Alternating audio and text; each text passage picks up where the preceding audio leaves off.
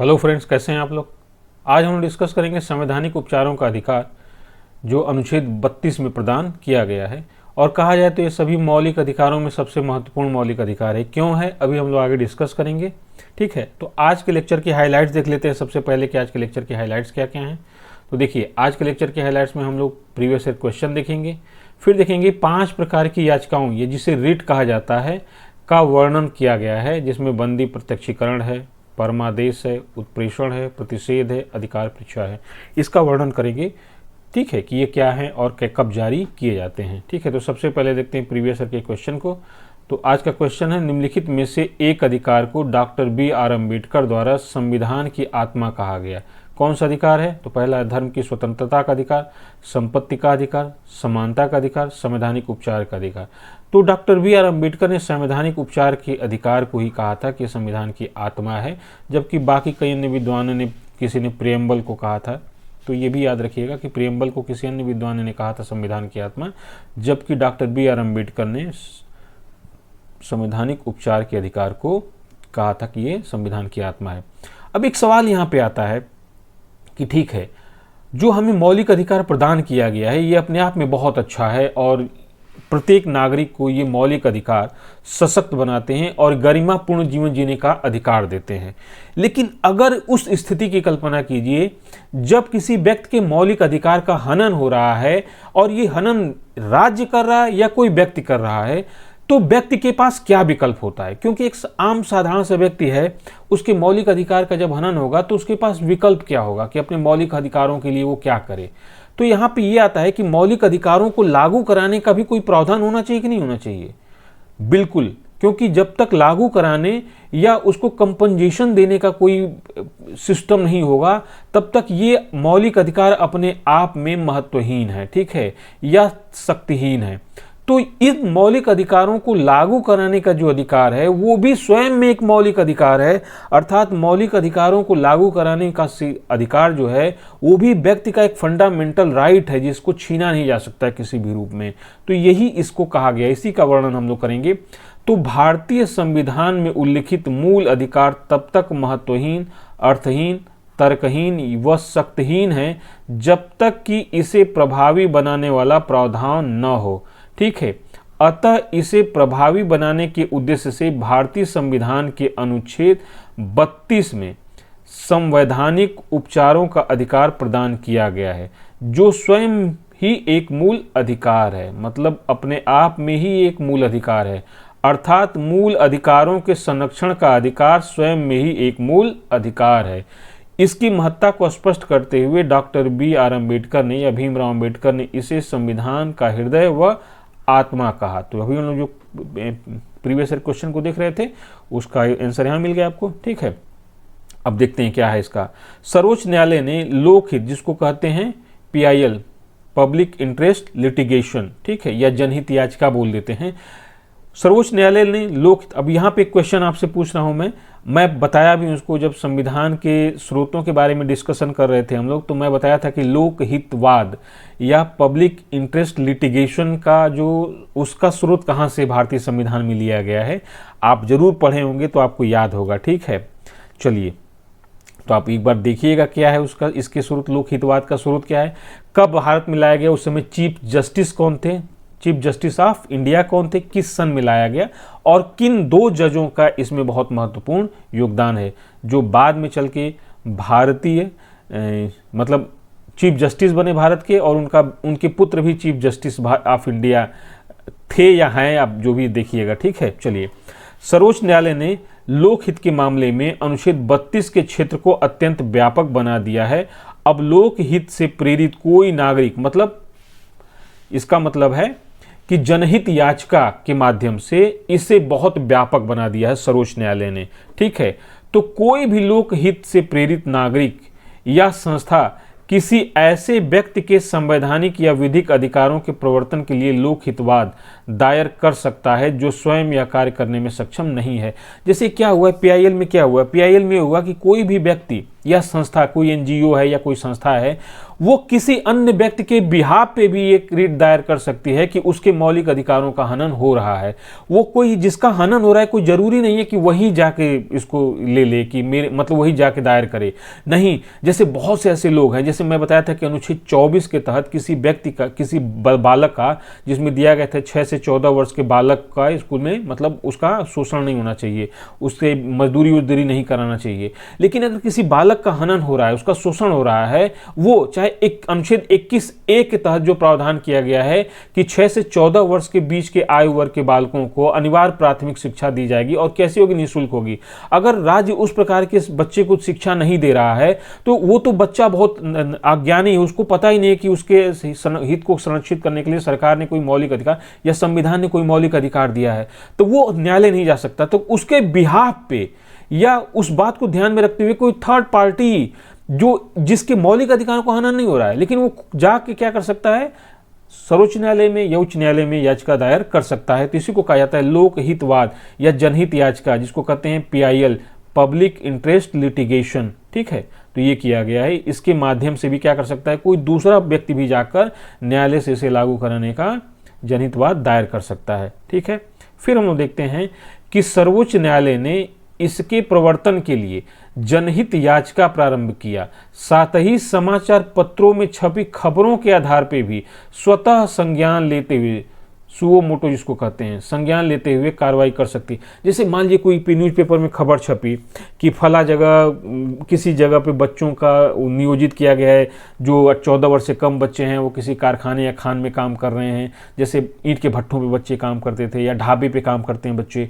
तो अगर इस तरह की कोई न्यूज़ छपी है तो कोई जरूरी नहीं है कि कोई जाके व्यक्ति उच्च न्यायालय या सर्वोच्च न्यायालय के पास कोई जनहित याचिका दायर करे तभी इसका संज्ञान लेगा हाई कोर्ट या सुप्रीम कोर्ट। सुप्रीम कोर्ट और हाई कोर्ट न्याय, कोई भी समाचार पत्र में या कहीं न्यूज में कोई भी न्यूज आ रही है इस तरह की, तो उसको स्वतः संज्ञान सुओ मोटो लेते हुए कार्रवाई कर सकती है। मतलब तुरंत कार्रवाई शुरू कर सकती है कि भैया वहाँ पे इस तरह का जो छपा हुआ न्यूज, इस न्यूज को आधार बनाते हुए वो सुओ मोटो ले सकती है। ठीक है, तो ये इसका भी याद रखिएगा कि क्या इस तरह का प्रावधान भी है। तो कमीशन इसी तरह से क्वेश्चन पूछ सकता है कि जो है अनुच्छेद 32 के तहत वही व्यक्ति मौलिक अधिकारों के हनन के लिए वाद दायर कर सकता है जिसके मौलिक अधिकारों का हनन हुआ है। ठीक है, या ये भी हो सकता है कि कोई दूसरा व्यक्ति भी डाल सकता है, या न्यायालय जो है, सर्वोच्च न्यायालय जो है सुओ मोटो ले सकता है, स्वतः संज्ञान लेके भी कर सकता है। तो इसी को क्या करेगा?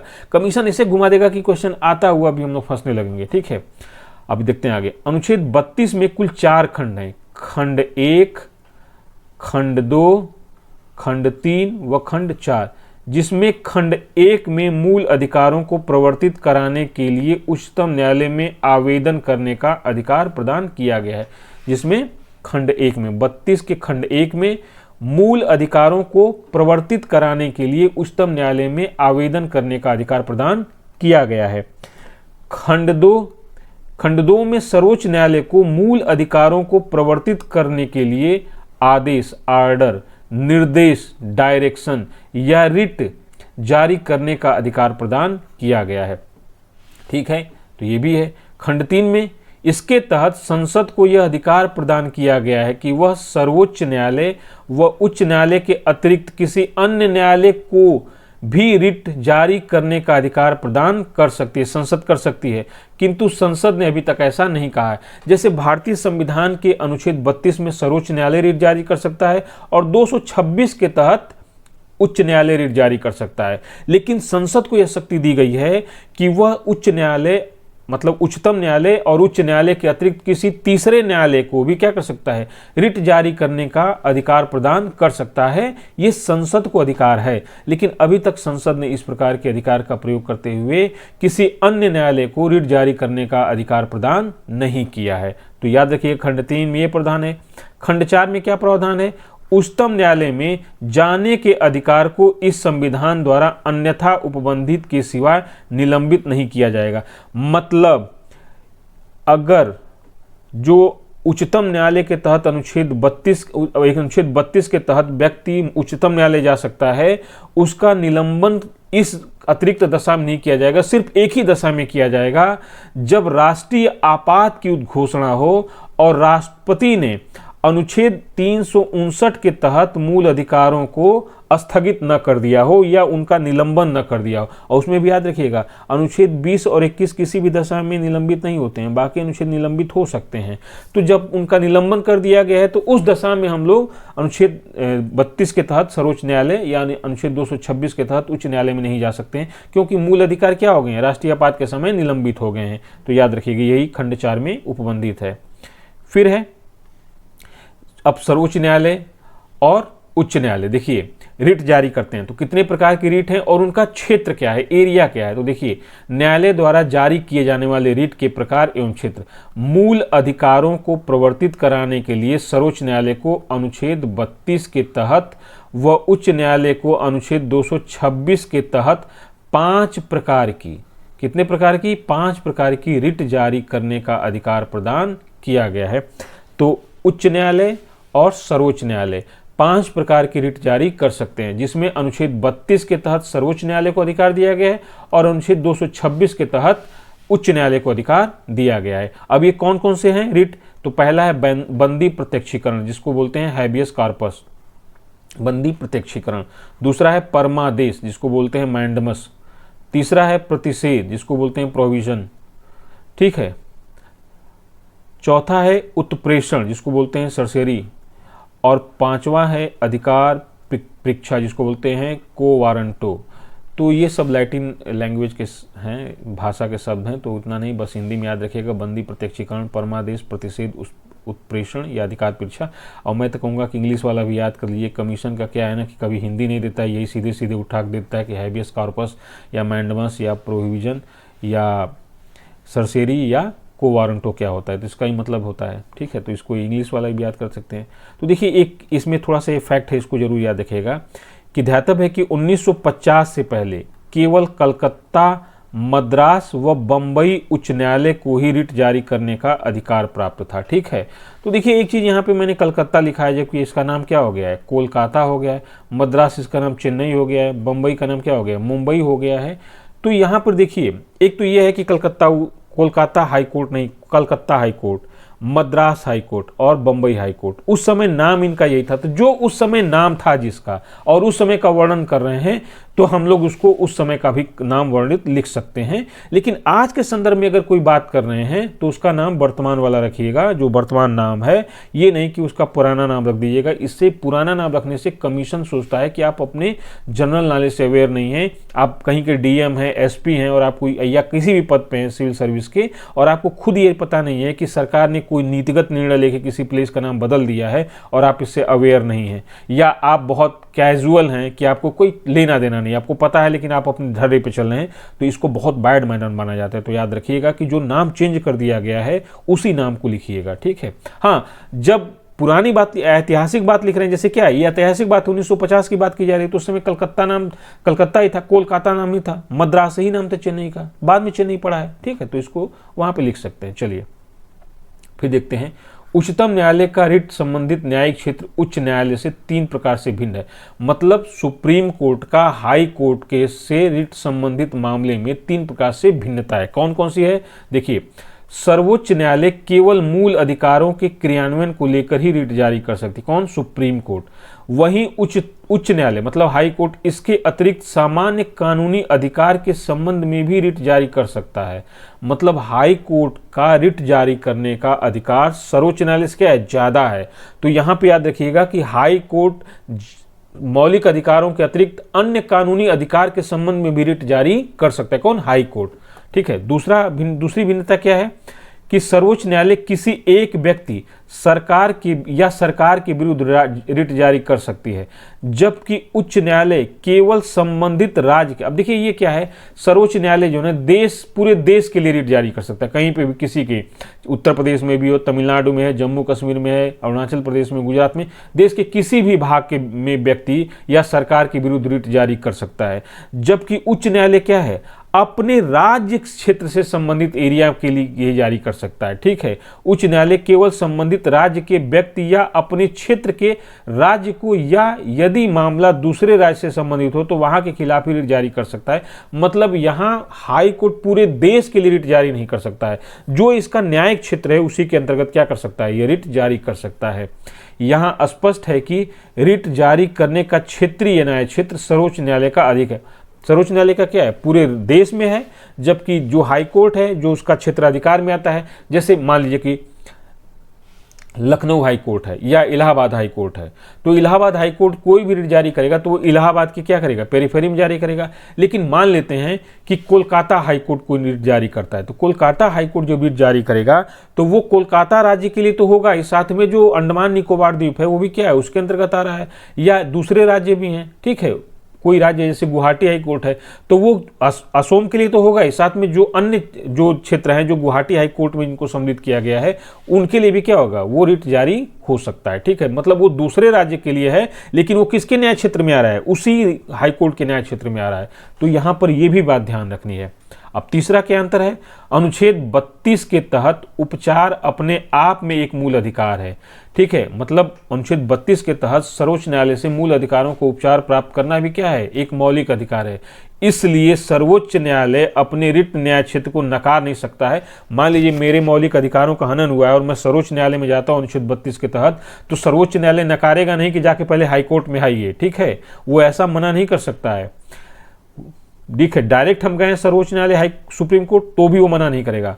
वहीं अनुच्छेद 226 के तहत उपचार विवेकानुसार है, इसलिए उच्च न्यायालय अपने रिट संबंधित न्याय क्षेत्र के क्रियान्वयन को नकार सकता है। जाहिर सी बात है कि मौलिक अधिकार है 32, अनुच्छेद 32 के तहत मौलिक अधिकार है, उसका किसी भी मामले में सुप्रीम कोर्ट डिनाई नहीं कर सकता है। लेकिन अनुच्छेद 226 के तहत जो हाई कोर्ट को दिया गया रिट जारी करने का अधिकार, वो उसके विवेकानुसार है, वो जारी करे या कह दे कि आप सुप्रीम कोर्ट ही चले जाइए, हम नहीं देंगे, तो आप सुप्रीम कोर्ट चले आ सकते हैं। ठीक है, तो ये हाई कोर्ट के लिए बाध्यता नहीं है, जबकि सुप्रीम कोर्ट के लिए बाध्यता है।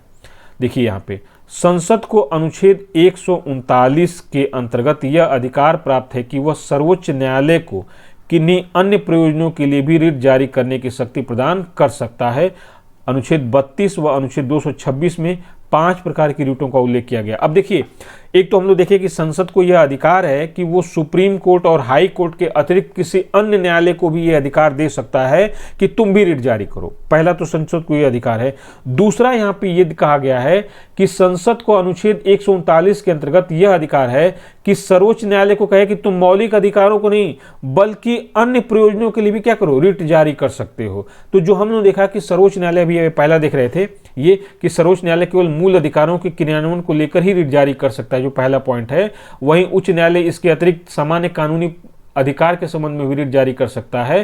तो संसद क्या कर सकती है, संसद भी क्या कर सकती है कि कानून बना दे और कह दे कि भाई हाई कोर्ट की भांति तुम भी, सर्वोच्च न्यायालय से कह दे कि हाई कोर्ट की भांति सर्वोच्च न्यायालय भी अन्य कानूनी प्रावधानों के संबंध में रिट जारी कर सकती है। तो सर्वोच्च न्यायालय ऐसा कर सकता है, लेकिन अभी तक इस प्रकार का संसद द्वारा कोई निर्देश सर्वोच्च न्यायालय को नहीं दिया गया है। ठीक है, अब आते हैं कि वो 5 प्रकार की रिटें कौन है जो अनुच्छेद 32 के तहत सर्वोच्च न्यायालय और अनुच्छेद 226 के तहत हाई कोर्ट जारी करता है। तो उसमें पहला है बंदी प्रत्यक्षीकरण, जिसको बोलते हैं हैबियस कॉर्पस। बंदी प्रत्यक्षीकरण का यह एक लैटिन भाषा का शब्द है जिसका आशय है शरीर को प्रस्तुत किया जाए। देखिए, कोई व्यक्ति किसी को गिरफ्तार किया है या सरकार ने किसी व्यक्ति को गिरफ्तार किया है तो वो सीधे सुप्रीम कोर्ट या हाई कोर्ट जा सकता है, जिसमें न्यायालय जो है यह उस व्यक्ति को जिसने गिरफ्तार किया है या राज्य को जिसने राज्य ने गिरफ्तार किया है उसको पूछ सकता है कि भाई क्यों गिरफ्तार किए हो। ठीक है, उस व्यक्ति को मेरे सामने लाओ। अगर गिरफ्तारी अवैध रूप से की गई है तो उस व्यक्ति को रिहा करने का आदेश देगा हाई कोर्ट या सुप्रीम कोर्ट, और अगर वैधानिक प्रावधानों के अंतर्गत उसकी गिरफ्तारी हुई है तो फिर इस प्रकार का सुप्रीम कोर्ट कहेगा ठीक है भाई, जब वैधानिक तरीके से किया गया है तो कोई बात नहीं है, उसको कानून के अनुसार हिरासत में रखा जा सकता है। इसका मतलब यही है। तो देखिए, यह लैटिन भाषा का शब्द है जिसका अर्थ है शरीर को प्रस्तुत किया जाए। यह तब जारी किया जाता है जब किसी व्यक्ति को हिरासत में रखा गया है, तब न्यायालय मामले की जांच करता है। यदि हिरासत में लिए गए व्यक्ति का मामला अवैध है तो उसे स्वतंत्र किया जा सकता है। इस प्रकार यह रिट किसी व्यक्ति को अवैध रूप से हिरासत में रखने के विरुद्ध है। यह रिट सार्वजनिक प्राधिकरण हो या व्यक्ति, दोनों के खिलाफ जारी किया जा सकता है, परंतु यह रिट तब जारी नहीं किया जा सकता जब यदि निम्न स्थितियां हो। तो पहले तो ये जान लीजिए कि कोई व्यक्ति किसी व्यक्ति को अवैध रूप से हिरासत में रखा है, या कोई संस्था प्राधिकारी, ठीक है, जैसे पुलिस है, सेना है, या इस तरह की कोई भी प्राधिकारी है, किसी व्यक्ति को हिरासत में रखा हो, जिसको हम लोग सीधे बोल देते हैं राज्य, ठीक है। तो इसकी जांच न्यायालय करेगा कि ये वैध रूप से हिरासत में रखा गया है कि अवैध रूप से रखा गया है। यदि अवैध रूप से रखा गया है उसको हिरासत में, तो तुरंत उसको रिहा करने का आदेश देगा, और अगर वैध रूप से रखा गया है, कानूनी रूप से रखा गया है, तो फिर वहां पर कानूनी प्रक्रिया चलेगी, फिर उसको वैधता को ही जांच करेगा कि वैध है तो ठीक है भाई, चलो चलने दो। तो यह रिट निम्नलिखित दशा में जारी नहीं किया जा सकता है सर्वोच्च न्यायालय द्वारा या हाईकोर्ट द्वारा। पहला, हिरासत कानून के अनुसार हो या नजरबंदी में नजरबंद हो। मतलब अगर कानूनी प्रावधानों के, जैसे कोई व्यक्ति है, वो किसी व्यक्ति की हत्या किया हुआ है और उसको पुलिस ने गिरफ्तार किया है, तो वो व्यक्ति क्या है, कानूनी प्रावधानों के अनुसार ही हिरासत में रखा गया उसको, ठीक है, कि हिरासत में रखा गया है, ठीक है। तो ये तो एक कानूनी प्रावधानों के अनुसार उसको हिरासत में रखा गया कि पुलिस भाई उसको डिटेन किया है, ठीक है, तो ठीक है भाई, 24 घंटे में मजिस्ट्रेट के सामने पेश किया जाएगा, फिर उसकी या तो न्यायिक हिरासत बढ़ाएगी या पुलिस कस्टोडियल बढ़ाई जाएगी, ठीक है। या उसको क्या किया गया है, नज़रबंदी में नज़रबंद किया गया है, ठीक है, जो हम लोग बोले थे ना, निवारक निरोध में उसको नज़रबंद किया गया है, या उसके घर में डिटेन किया गया है कि भाई ये बाहर निकलेगा तो कुछ दिक्कत हो जाएगी, तो उस कानून में। दूसरा क्या है, कार्रवाई किसी विधान मंडल या न्यायालय की अवमानना के तहत हुई है। जैसे क्या है ना, अभी हम लोग सर्वोच्च न्यायालय की पढ़ेंगे तो उसमें देखेंगे कि सर्वोच्च न्यायालय को अवमानना के लिए दंड देने का अधिकार है, और हाईकोर्ट को भी, संसद को भी और राज्य विधायिका को भी अवमानना के लिए दंड देने का अधिकार है, ठीक है। तो अगर दंड इस तरह की विधानमंडल या न्यायालय की अवमानना के तहत कार्रवाई करते उसको दंड दिया गया है, तो भी इस प्रकार का रिट जारी नहीं किया जा सकता है, ठीक है। तीसरा है, न्यायालय के द्वारा हिरासत में रखा गया हो। अब न्यायालय के द्वारा हिरासत में क्या किया गया, जैसे हिरासत कानून के अनुसार हो। यहाँ पे अभी उसको सजा नहीं दी गई है। मान लिया कि हिरासत में पुलिस ने उसको रखा है, भाई किसने हत्या में शामिल है और हम पूछताछ कर रहे हैं, तो उसमें नहीं जारी कर सकते। दूसरा क्या है, न्यायालय द्वारा हिरासत में रखा गया है, ठीक है। अब न्यायालय ने उसको सजा दे दिया है, तो अब ये नहीं कर सकता है कि हम रिट जारी करो कि हमको रिहा करो, ठीक है। न्यायालय के द्वारा हिरासत में रखा गया है। और चौथा है कि हिरासत न्यायालय के न्याय क्षेत्र के बाहर हुई हो। अब जैसे मान लेते हैं कोई व्यक्ति तमिलनाडु में गिरफ्तार है और मैं जाके इलाहाबाद हाई कोर्ट में दायर करूं कि मुझे रिट जारी करो कि तमिलनाडु में, तो क्या है, इलाहाबाद हाई कोर्ट का न्याय क्षेत्र तमिलनाडु नहीं है, तमिलनाडु ही इलाहाबाद हाई कोर्ट के क्षेत्र से क्या है, बाहर है। या किसी व्यक्ति को श्रीलंका में गिरफ्तार किया गया और आके सुप्रीम कोर्ट में वाद दायर कर रहा है कि रिट जारी करो कि हम श्रीलंका में किसी मेरे भाई को या मेरे दोस्त को या मेरे सगे संबंधी को गिरफ्तार किया गया, तो भाई श्रीलंका भारत के न्याय क्षेत्र में थोड़े आता है। तो यही है, हिरासत न्यायालय के न्याय क्षेत्र के बाहर हुई तभी रिट जारी नहीं कर सकता है, ठीक है। तो ये भी हो गया। अब दूसरा है परमादेश, जिसको बोलते हैं मैंडमस। परमादेश में क्या है, इसका आशय है हम आदेश देते हैं। परमादेश का मतलब क्या है, हम आदेश देते हैं। इसके अंतर्गत न्यायालय द्वारा किसी व्यक्ति, लोक प्राधिकारी, अधीनस्थ न्यायालय, सरकार या निगम को उसकी विधिक, सांविधिक या लोक कर्तव्यों को करने का या अवैध रूप से न करने का आदेश दिया जाता है। इसमें क्या होता है कि न्यायालय क्या करता है, आदेश देता है। किसको आदेश देता है, किसी व्यक्ति को दे सकता है, किसी लोक प्राधिकारी को दे सकता है, मतलब किसी जो पब्लिक सर्वेंट है उसको दे सकता है, या अधीनस्थ न्यायालयों को दे सकता है। जैसे सुप्रीम कोर्ट है तो हाई कोर्ट को दे सकता है, हाई कोर्ट है तो निचली जिला न्यायालय या बाकी निचली अदालतें उनको दे सकता है, या सांविधिक या लोक कर्तव्यों को करने या अवैध रूप से न करने का आदेश दे सकता है, ठीक है। तो इनको दे सकता है, या सरकार को या निगम को उसको दे सकता है। किस लिए, कि विधिक, सांविधिक या लोक कर्तव्यों को करने या अवैध रूप से न करने का आदेश दे सकता है, भाई कि ये काम करो या ये काम न करो, ऐसा भी दे सकता है। इससे सरकार परमादेश में क्या कर सकती है, कई बार की है सरकार कि वो राज्य सरकार को आदेश दिए कि तुम ये काम करो।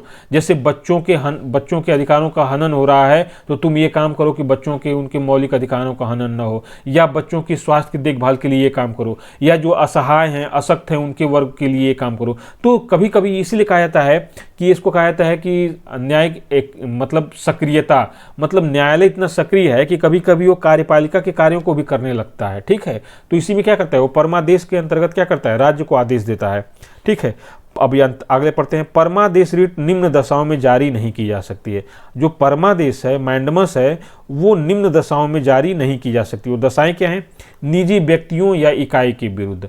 अब इसको ये थोड़े जैसे कोई प्राइवेट कंपनी है उसको आदेश नहीं दे सकता है कि तुम ये काम करो। क्यों?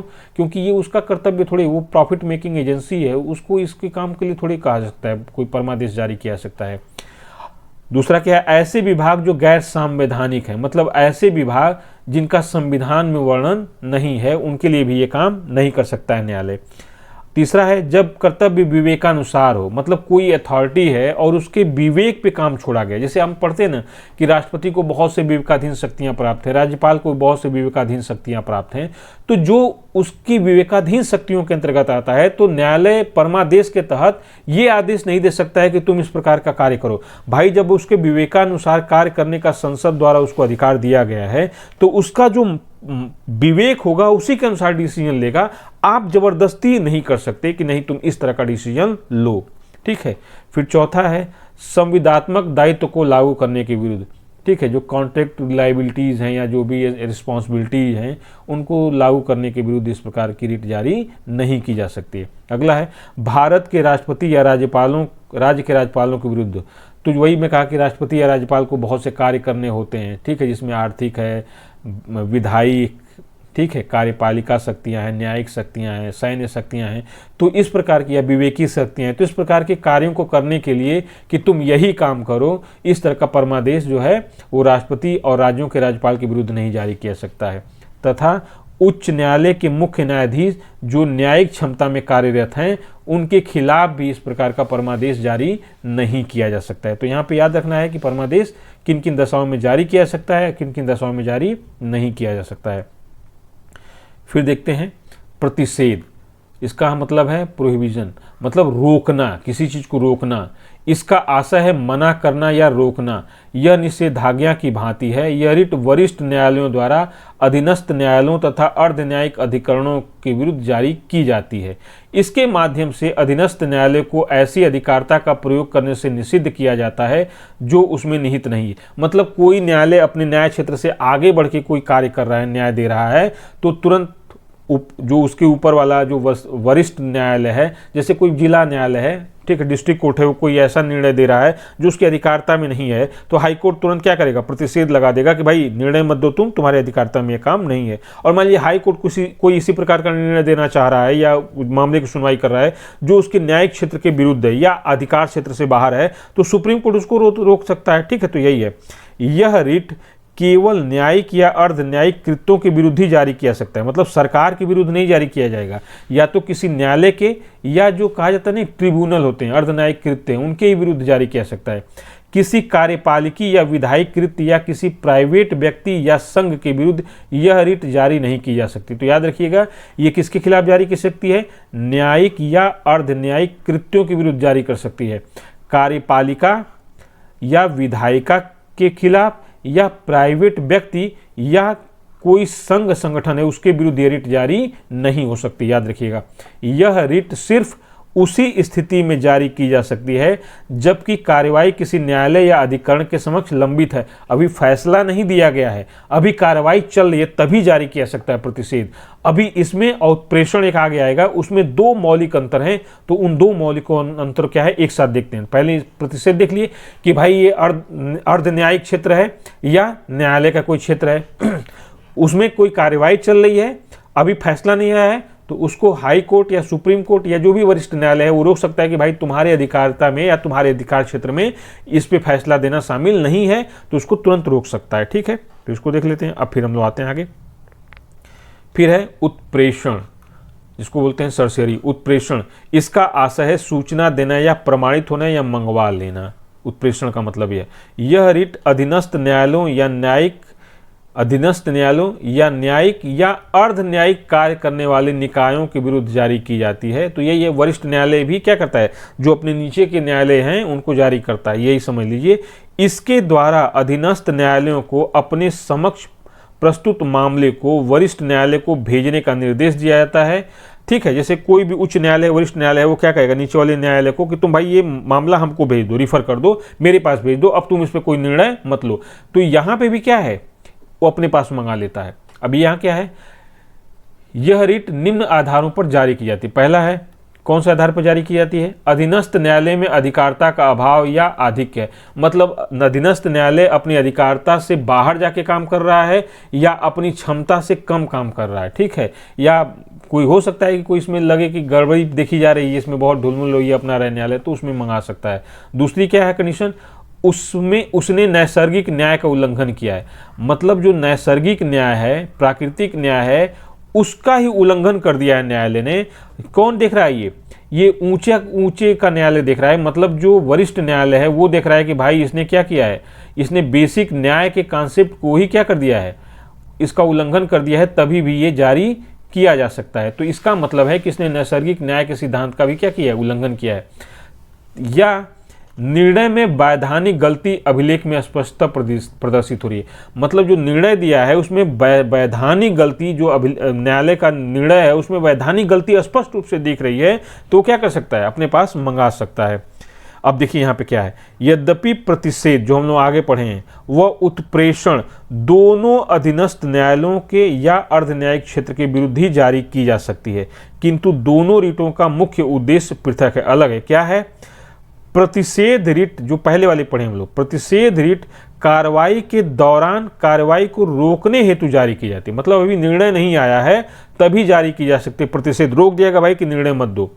जबकि उत्प्रेषण जो ये सरसेरी है, उत्प्रेषण रिट कार्रवाई की समाप्ति पर निर्णय को रद्द करने हेतु जारी की जाती है। मतलब निर्णय दे दिया है लेकिन उस निर्णय को लागू नहीं करने के लिए जारी की जाती है, भाई ऐसा कोई निर्णय मत लागू करना, क्योंकि इसमें क्या है, तुमने अधिकारता से बाहर जाके काम किया है या अपनी अधिकारता का प्रयोग नहीं किया है और निर्णय दिया है। फिर क्या है, इसमें नैसर्गिक न्याय का उल्लंघन दिखता है। या तीसरा रीजन हो सकता है कि निर्णय में वैधानिक गलती अभिलेख में स्पष्टता प्रदर्शित हो रही है। मतलब तुमने वैधानिक गलती की है और तुम्हारे निर्णय में स्पष्टता ये क्या हो रहा है, प्रदर्शित हो रहा है। तो इसमें क्या है कि पहले वाले में प्रतिषेध में निर्णय नहीं दिया गया, अभी कार्रवाई चल रही है, रोक देगा उसको। उत्प्रेषण में क्या है कि निर्णय दे दिया गया है, कार्रवाई समाप्त हो गई है, लेकिन उसको मंगा लेगा अपने पास। ठीक है, तो इसमें क्या है, यह रिट भी प्रतिषेध की भांति कार्यपालिका, विधायिका व प्रशासनिक प्राधिकारियों के कार्यों के विरुद्ध नहीं जारी की जा सकती है। मतलब दोनों में एक समानता है कि ये न्यायालयों के या अर्ध न्यायिक क्षेत्रों के विरुद्ध भी जारी की जाएगी। दूसरी समानता है कि कार्यपालिका, विधायिका व प्रशासनिक प्राधिकारियों के कार्यों के विरुद्ध नहीं जारी किया जाएगा। और एक अंतर है कि प्रतिषेध में कार्यवाही चल रही है, बीच में ही उसको रोक दिया गया। उत्प्रेषण में क्या है कि कार्यवाही में निर्णय हो चुका है लेकिन उसको वरिष्ठ न्यायालय अपने पास मंगा लेगा। तो याद रखिए उत्प्रेषण ये है। फिर हम लोग देखते हैं अधिकार परीक्षा, को वारंटो। अधिकार परीक्षा का आशय है आपका प्राधिकार क्या है, मतलब कौन सी हैसियत से आप काम कर रहे हैं, इसका मतलब यही है। यह रिट ऐसे व्यक्ति के विरुद्ध जारी की जाती है जो किसी लोक पद मतलब पब्लिक ऑफिस को अवैध रूप से धारण किए हुए है। इस रिट के माध्यम से उससे यह पूछा जाता है कि किस प्राधिकार से यह पद धारण किए हुए हो। और इस जो को वारंटो है ना, इसका सबसे ज़्यादा प्रयोग होता है जब यूनिवर्सिटीज़ में हेड ऑफ डिपार्टमेंट होते हैं कि एचओडी बन गया है लेकिन दूसरे लोग क्या है, बाकी प्रोफेसर लड़ रहे हैं कि भाई हम एचओडी बन जाए, तो तुरंत चले जाते हैं वो हाई कोर्ट या सुप्रीम कोर्ट, कहते हैं भैया ये अधिकार परीक्षा जारी कर दो, क्योंकि जो एचओडी बैठे हैं वो कई साल से हट नहीं रहे हैं, वरिष्ठता में हम हैं, अब हमको बनना है। तो वो तुरंत अगर देखता है हाई कोर्ट या सुप्रीम कोर्ट की भाई इस तरह की कंडीशन आई हुई है, तो तुरंत क्या करता है, वो को वारंटो जारी करता है। जो एचओडी को पूछता है कि भैया कौन से अधिकार से आप बैठे हो अब तक। ठीक है, तो यही होता है, बाकी किसी भी पद के लिए हो सकता है। ठीक है, लेकिन अब चूंकि यूनिवर्सिटी में मैं देखा हूँ इस चीज़ को कि ये जो को वारंटो वहाँ से जारी कराने का बड़ा, क्योंकि देखो एक चीज़ देखा है ना कि जो सरकारी कर्मचारी होते हैं और उसमें खास करके जो टीचर्स ग्रुप होता है, भाई देखो सबको होता है कि प्रमोशन होना चाहिए, ऊंचा पद मिलना चाहिए, ठीक है। लेकिन जो यूनिवर्सिटीज़ में जो एचओडी बनने का क्रेज है ना, वो गजब का है भाई, वो गजब का क्रेज है। मतलब वहाँ पे कोई जैसे असिस्टेंट प्रोफेसर नियुक्त होता है तो उसके मन में यही होता है कि मैं एचओडी बन जाऊँ, और एचओडी बन गया तो तुरंत होता है कि मैं जो है डीन बन जाऊँ या प्रॉक्टर बन जाऊँ या कुछ भी बन जाऊँ, ठीक है। और जब वो बन गया तो तुरंत सोचता है भैया ऐसा है कि अब मुझे वीसी बना दिया जाए ताकि पैसा कमा के मैं क्या कर दूँ, एकदम रख दूँ। मेन उद्देश्य तो यही होता है। बाकी आप कहने के लिए तो कुछ भी कर सकते हैं। बाकी जो यूपीएससी में इंटरव्यू देने जाते हैं तो पूछा जाता है कि आप किस लिए यूपीएससी में आना चाहते हैं, तो 99% लोगों का यही उत्तर होता है कि मैं पब्लिक सर्विस के लिए आना चाहता हूँ, ठीक है, मैं देश सेवा के लिए आना चाहता हूँ। अच्छी बात है, लेकिन कौन सी सेवा पहले होती है वो सब लोग जानते हैं उसको, ठीक है, वो भी जानते हैं, मंद मंद मुस्कुराते हैं इंटरव्यू वाले कि ठीक है भाई कर लो देश सेवा। पूछते हैं रिलेटेड क्वेश्चन कि कैसे देश सेवा कर सकते हैं, क्या आईएएस बन के ही देश सेवा कर सकते हैं। एक सामान्य नागरिक, या आप डॉक्टर पहले रहे हैं, एमबीबीएस किया हुआ है आपने, या आपने इंजीनियरिंग किया हुआ, उस तरह से नहीं कर सकते। नहीं, इसमें ज़्यादा मज़ा से कर सकते हैं। सबको पता है कौन से मज़ा से आप करना चाहते हैं, ठीक है। हो सकता है कुछ लोग पैशनेटेड हो कि भाई करेंगे, तो करते भी हैं ऐसे लोग, ठीक है, लेकिन मोस्टली लोगों की बात कर रहा हूँ मैं। तो ये हुआ। पूछा जाता है कि वह किस प्राधिकार से यह पद धारण किए हुए। यदि संबंधित व्यक्ति इसका कोई वैध उत्तर नहीं देता है, कोई भी इसका लीगल आंसर नहीं देता है या वैलिड आंसर नहीं देता है, तो उसे पद से हटाकर पद को रिक्त घोषित कर दिया जाता है। मतलब कहा जाता है भैया को वारंट हो, कौन से अधिकार से बैठे हो, और जो बैठा हुआ व्यक्ति उस पद पे है, अगर कोई उसका वैलिड रीजन नहीं देता है कि इस अधिकार से बैठे हैं, तो तुरंत उसको पद से हटाकर हाई कोर्ट या सुप्रीम कोर्ट पद को क्या कर सकता है, रिक्त घोषित कर सकता है। ध्यातव्य है कि इस रिट हेतु आवेदन कोई भी व्यक्ति कर सकता है, ठीक है। उसका उस पद से हितबद्ध होना या उसे पद का दावेदार होना आवश्यक नहीं है, ठीक है। मतलब कोई भी व्यक्ति है, जैसे मान लो कि कोई भी व्यक्ति लग रहा है कि यार इस पद पे बैठा हुआ है लेकिन इसका कोई राइट तो नहीं बनता है, तो ये जा सकता है। ये नहीं कि उसका सक्सेसर हो जो पीछे नीचे खड़ा है कि भाई हमको बैठना है वही जाएगा, ऐसा नहीं है। कोई भी व्यक्ति जा सकता है, मतलब कोई उससे हितबद्ध होना कोई जरूरी नहीं है, ठीक है। यह एक विवेकी उपचार है, ठीक है, जिसका प्रार्थी अधिकार के रूप में दावा नहीं कर सकता है। मतलब जाके सीधे सीधे नहीं कहे कि हमको जारी कर दो या इस तरह से कोई अधिकार नहीं है, ठीक है। यह न्यायालय जो है वो तथ्यों और परिस्थितियों की जांच करेगा और देखेगा कि निर्णय रिट जारी करना जरूरी है कि नहीं है, तब जारी कर सकता है। ये नहीं कि मौलिक अधिकार के अंतर्गत हम आए हैं तो जारी ही कर दो, या वहीं पर लौट गए जज के सामने कि जज साहब जारी कर दिए नहीं तो हम रो देंगे यहीं पर, ठीक है, ऐसा नहीं कर सकते हैं। ये न्यायालय के क्या है, पूरी तरह से विवेकी शक्ति है, ठीक है। तो यहाँ पे याद रखना है, न्यायालय तथ्य व परिस्थितियों के अनुसार यह रिट जारी करने या न करने का निर्णय कर सकती है, ठीक है। तो ये हम लोग का आज का टॉपिक है जिसके बारे में हम लोगों ने देखा, ठीक है। तो जो मौलिक अधिकारों के उपचार का अध्याय था, अनुच्छेद 32, उस पर हम लोगों ने डिस्कस किया। अब इसके अलावा मौलिक अधिकारों में एक टॉपिक और बचता है जो थोड़ा सा ये बताता है कि मौलिक अधिकारों के अपवाद क्या हैं, मौलिक अधिकारों का क्या अपवाद है, उस पे हम लोग डिस्कस करेंगे नेक्स्ट लेक्चर में। Thank you.